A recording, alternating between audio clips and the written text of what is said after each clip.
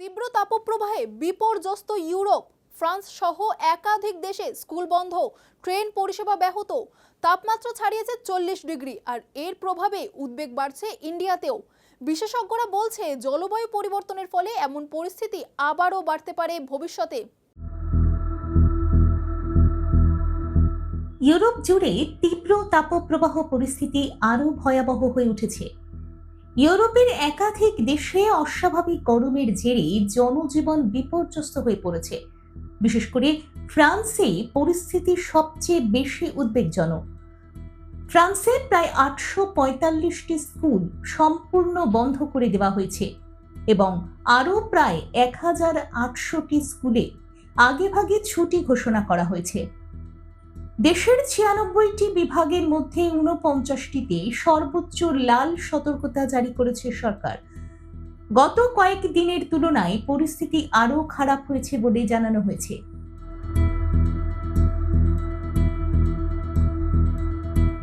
এই তাপপ্রবাহের ফলে ইতিমধ্যেই 3 জন বয়স্ক মানুষের মৃত্যু হয়েছে, যাদের বয়স 80 থেকে 95 বছরের মধ্যে।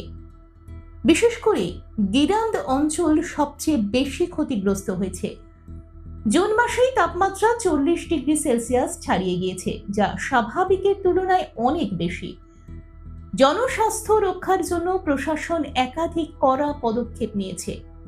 বেশ কিছু খোলা জায়গায় অনুষ্ঠান বাতিল করা হয়েছে এবং লাল সতর্কতা জারি থাকা এলাকায় প্রকাশ্যে মদ্যপান নিষিদ্ধ করা হয়েছে।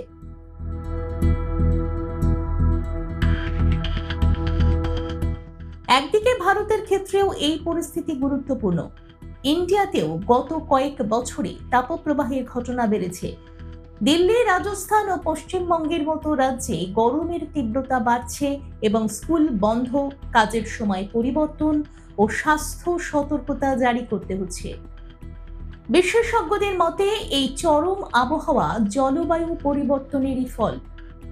ইউরোপ হোক বা ভারত, যে কোনো জায়গাতেই তাপপ্রবাহ এখন বড় চ্যালেঞ্জ হয়ে দাঁড়াচ্ছে। তাই প্রশাসন ও সাধারণ মানুষকে আরও সতর্ক থাকার পরামর্শ দেওয়া হচ্ছে, যাতে ক্ষতি কমানো যায়। দেখুন এই সময়ের তথ্য ও চিত্র প্রতিদিন রাত 9টায় ও সকাল 8টায় শুধুমাত্র চ্যানেল 1-এ।